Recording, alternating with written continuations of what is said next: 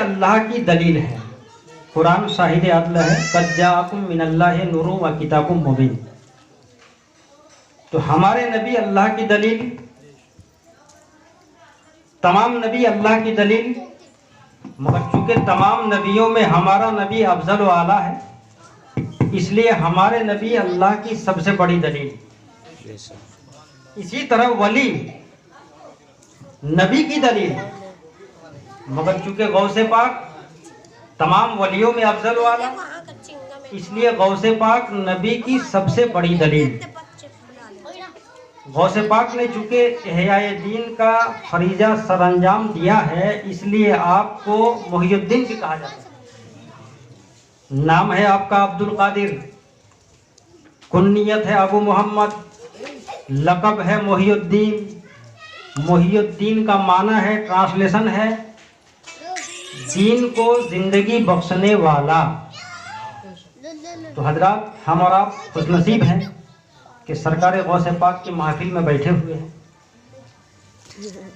11ویں کے فضائل سے کون ایسا انسان ہے جو ناشنا ہے؟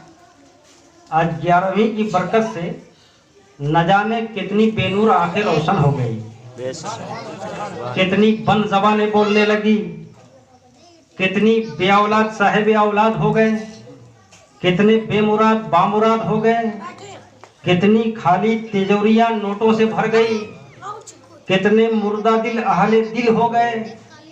لوگ خود ہی کو پہچاننے لگے، خدا کو پہچاننے لگے، اور دیوانے یہ پیغام وفا سنانے لگے کہ یا سلطان الاولیاء، جب تک آپ کا چاہنے والا رہے گا تب تک حق و صداقت کا بول بالا رہے گا۔ سبحان اللہ۔ تو حضرات، غوث پاک سے محبت ایمان کی سلامتی کی علامت ہے۔ بڑے خوش نصیب ہیں وہ لوگ جو غوث پاک کی محبت میں سرشار ہیں۔ قابل مبارکباد ہے وہ لوگ جو ان کی عقیدت میں مست ہیں۔ غوث پاک خود فرماتے ہیں کہ میرا چاہنے والا، ماننے والا، چاہے مشرق میں ہو، مغرب میں ہو، شمال میں ہو، جنوب میں ہو، کہیں بھی ہو، اگر وہ پریشان حال ہو اور مجھ کو پکار رہا ہو تو میں عبد القادر جیلانی جا کر کے ان کا ہاتھ پکڑ لیتا ہوں۔ اور غوث پاک فرماتے ہیں کہ میں 25 سال تک عراق کے جنگلوں میں عبادت و ریاضت کرتا رہا۔ لوگ مجھ کو نہیں پہچانتے تھے مگر میں سب کو پہچانتا تھا۔ میرے پاس رجال الغیب اور جنوں کی جماعتیں آتی تھی۔ میں لوگوں کو خدا کی معرفت کا راستہ دکھایا کرتا تھا۔ اور غوث پاک فرماتے ہیں کہ 40 سال تک فجر عیسیٰ کی وضو سے میں نے فجر کی نماز ادا کی۔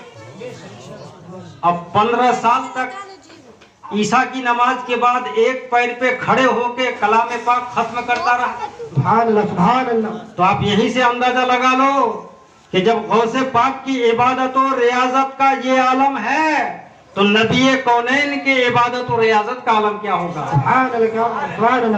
جو لوگ جہل یا مغالطے کی وجہ سے بول دیتے ہیں، یا کچھ بد باطل لوگ جو بولتے ہیں کہ امت نبی سے عبادت کے اعتبار سے بڑے ہو جاتے ہیں، تو یہیں سے اندازہ لگا لو کہ جب غوث پاک کی عبادت کا یہ عالم ہے، اور ہمارے نبی کا تو ایک سجدہ 70,000 سال کے برابر ہے۔ مگر میں ثابت کرتا، مگر ٹائم نہیں ہے، وقت کی نبض پر ہاتھ رکھ کر بولنا ہے، ذہن و فکر بھی آج متاثر ہے میرا، لیکن سنا دیتا ہوں۔ جب نبی کونین نے فرمایا جبریل تمہاری عمر کتنی ہے، تو جبریل نے کہا یا رسول اللہ مجھے اپنی عمر کے بارے تو صحیح اندازہ نہیں ہے، مگر ہاں اتنا میں بتا سکتا ہوں کہ شاک عرش پر ایک ستارہ 70,000 سال کے بعد چمکتا تھا، اس ستارے کو میں نے اپنی آنکھوں سے 72,000 مرتبہ دیکھا۔ تو جبریل نے تو عقل کو حیرت میں ڈالنے والی بات کی، مگر نبی کونین نے اس سے بھی زیادہ حیرت میں ڈال دیا جبریل کو۔ نبی نے فرمایا اے جبریل، جو ستارہ 70,000 سال کے بعد چمکتا تھا تم نے اپنے ماتھے کی آنکھوں سے دیکھا ہے، تو اگر ابھی دیکھو گے تو پہچان جاؤ گے؟ کہا یا رسول اللہ چونکہ میں نے 72,000 مرتبہ دیکھا اس لیے پہچان جاؤں گا۔ تو کہا دیکھو میری پیشانی کی طرف۔ نبی نے اپنا امامہ ذرا اونچا کیا، کہا جبریل دیکھو میری پیشانی کی طرف۔ جب جبریل نے دیکھا تو دیکھتا ہی رہ گیا. برملا کہا یا رسول اللہ یہ تو وہی ستارہ ہے جو ساقِ عرص پر میں دیکھا کرتا تھا. تو نبی کونین نے فرمایا جبریل وعزت ربی انا ذالک الکوکب، میرے رب کے عزت و جلال کی قسم وہ ستارہ میں ہی تھا. سبحان اللہ سبحان اللہ. تو جب 70,000 سال کے بعد چمکتا تھا پھر وہ ستارہ غائب ہو جاتا تھا تو کہاں رہتا تھا بتا سکتے ہیں آپ لوگ؟ ہمارے مشائخ اعظام علماء کرام فرماتے ہیں کہ جب نبی کونین سجدے میں جاتے تھے، پیشانی مبارک سجدے میں ہوتی تھی تو وہ ستارہ چھپ جاتا تھا. جب نبی سجدے سے سر اٹھاتے تھے تو وہ ستارہ نمودار ہو جاتا تھا، ظاہر ہو جاتا تھا. تو پتا چلا ہمارے نبی کا ایک سجدہ 70,000 سال کے برابر. سبحان اللہ تو سبحان جو لوگ یہ کہتے ہیں کہ امت نبی سے عملی اعتبار سے بڑھ جاتے ہیں، یہ غلط ہے کہ نہیں؟ ان کی یہ سوچ ہے کہ ہم تو 70 سال زندہ رہتے ہیں، 90 سال زندہ رہتے ہیں، ہمارے نبی کی 63 سالہ زندگی، 63 سال کی عبادت، اس حساب سے یہ بول رہے ہیں. لیکن میں نے ابھی ثابت کیا کہ نبی کا ایک سجدہ 70,000 سال کے. ایک بات بتاؤ، آج لوگ کہتے ہیں نا کہ امریکہ سپر پاور ہے. کیوں سپر پاور ہے؟ اس لیے کہ وہاں پر ایٹمی طاقت ہے. مگر آپ لوگ بتا سکتے ہیں کہ امریکہ نے کوئی ایسا مشین بھی پیدا کیا ہو جس مشین نے مردہ کو زندہ کر دیا؟ نہیں کیا. تو آپ دیکھیے سپر پاور کون ہے. جب اللہ کا کرم غوث پاک پر ہوا تو ٹھوکروں میں غوث پاک نے مردے کو زندہ کر دیا. جب اللہ کا کرم خواجہ غریب نواز پہ ہوا تو تارا گڑھ پہاڑ سے گرا ہوا بچہ جو لقمہ اجل بن گیا تھا، غریب نواز کی نگاہ ولایت نے اس مردہ بچہ کو زندہ کر دیا. تو سپر پاور کون ہے؟ امریکہ کے ہمارے اولیاء کرام. آپ کے پاس کوئی شیر آ جائے تو کیا آپ شیر کے سامنے سینہ سپر ہو کے مد مقابل کھڑے رہ پائیں گے؟ بدن میں لرزہ طاری ہو جائے گا، کب کبھی چھوٹنے لگے گا. کوئی سانپ آ جائے اس کے سامنے آپ کھڑے رہ پائیں گے؟ نہیں، بھاگیں گے. مگر اولیاء کرام کی طاقت کو دیکھو کہ شیر پہ سوار ہے اور ہاتھ میں کالا سانپ خطرناک کوڑا بنا ہوا ہے. ان کا نام ہے حضرت احمد جام رحمت اللہ علیہ، جو پاکیزہ ولی، شیر سوار ولی کے نام سے جانے جاتے ہیں. جس خانقاہ میں جاتے تھے شیر پہ سوار ہو کے جاتے تھے. ایک دن خانقاہ قادریہ غوثیہ میں بھی اسی شان و شوکت سے حاضر ہوئے. شیر پہ سوار ہے، ہاتھ میں کالا سانپ کوڑا بنا ہوا ہے اور اپنے شیر کے لیے گائے کا مطالبہ کر رہے ہیں. خادم بارگاہ غوث الورا میں پہنچتے ہیں، عرض کرتے ہیں کہ احمد جام کے شیر کے لیے گائے چاہیے. غوث پاک نے فرمایا وہ ہمارا مہمان ہے، ان کی قدر و منزلت ضروری ہے، گائے پیش کر دو. خادم ایک تندرست گائے ہٹا کے لے جاتا ہے اور بسد خلوص احمد جام کی خدمت میں پیش کر دیتے ہیں. حضرت احمد جام نے جب دیکھا تو مریدوں سے کہا دیکھا میرا روب و دبدبا، غوث اعظم بھی میری کرامتوں کا لوہا مانتے ہیں، غوث پاک بھی میری شان و شوکت سے مرغوب ہے. آگے کیا ہوا؟ جو ہوا وہ دیکھیے. جب احمد جام کے شیر نے غوث پاک کے گائے پہ حملہ کرنا چاہا، غوث پاک کے دربار کا ایک دبلا پتلا کتا وہ اس شیر کا گلا پکڑ لیا اور اپنے پنجوں کی طاقت سے اس شیر کا پیٹ پھاڑ ڈالا. شیر تھوڑی دیر تڑپا، کودا، اچھلا، اس کے بعد موت کے منہ میں چلا گیا. ادھر احمد جام کے شیر نے غوث پاک کے گائے پہ حملہ کرنا چاہا، ادھر بریلی کے شیر پکار اٹھے کیا دبے جس پہ حمایت کا ہو پنجا تیرا، شیر کو خطرے میں لاتا نہیں کتا تیرا. یہ طاقت کہاں سے ملی؟ ایک بات یاد رکھیے، جس کے دل میں اللہ کا خوف ہوگا، جس کے دل و دماغ میں خشیت الہی ہوگا، وہ دنیا سے نہیں ڈرے گا، دنیا کی ہر چیز اس سے ڈرے گی. شرط یہ ہے کہ تم خدا سے ڈرو.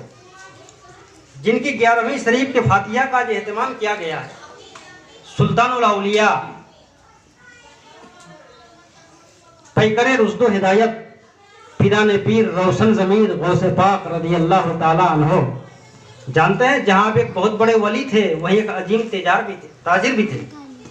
ایک دن تجارت کر کے ملک شام سے واپس ہوئے تو کیا دیکھ رہے ہیں कि दरवाजे पर एक फकीर खड़ा मांग रहा है।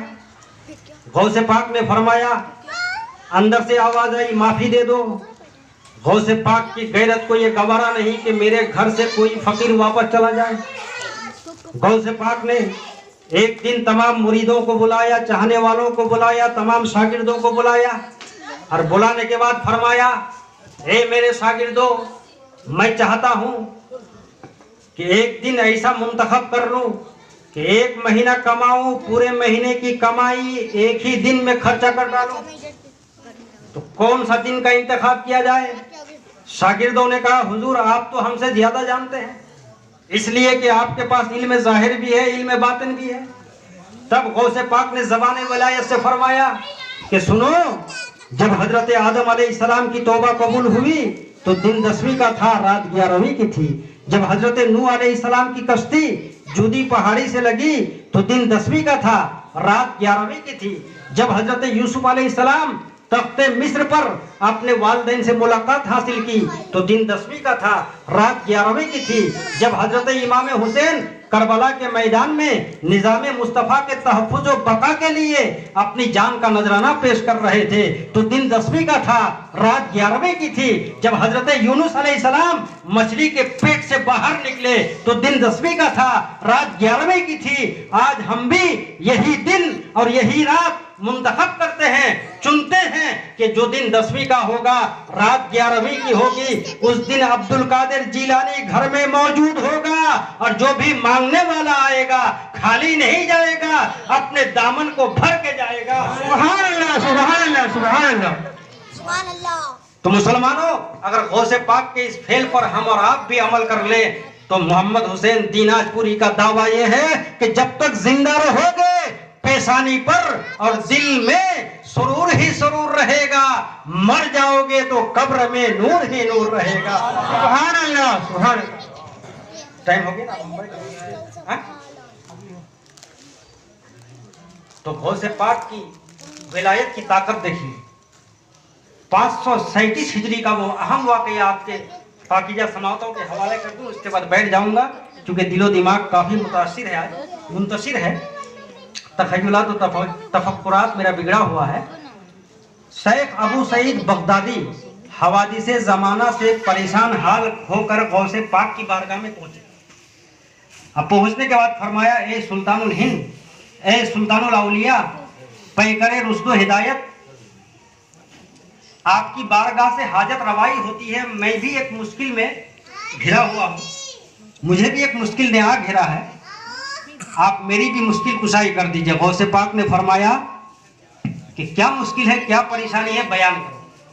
आज कुछ लोग कहते हैं ना कि वली से नहीं मांगना चाहिए, बिदत है, शिर्क है। अगर बिदत और शिर्क होता तो गौसे पाक मना फरमाते कि मुझसे मत मांगो, मगर गौसे पाक ने क्या फरमाया कि बयान करो, क्या परेशानी है।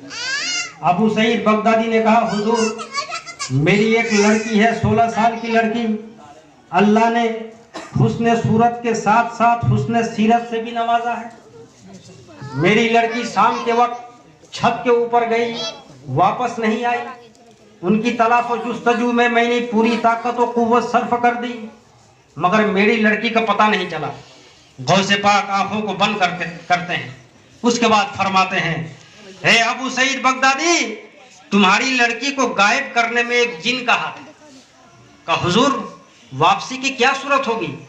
कहा, तुम कर्क चले जाओ, पहाड़ों का इलाका, एक पहाड़ छोड़ के दूसरे पहाड़ छोड़ के 5वें पहाड़ पे जाके बैठ जाना और दायरा खींच लेना और खींचने के बाद बैठ जाना, नियत कर लेना, बिस्मिल्लाह अला नियत अब्दुल कादिर जिलानी, अल्लाह के नाम से शुरू अब्दुल कादिर की नियत से।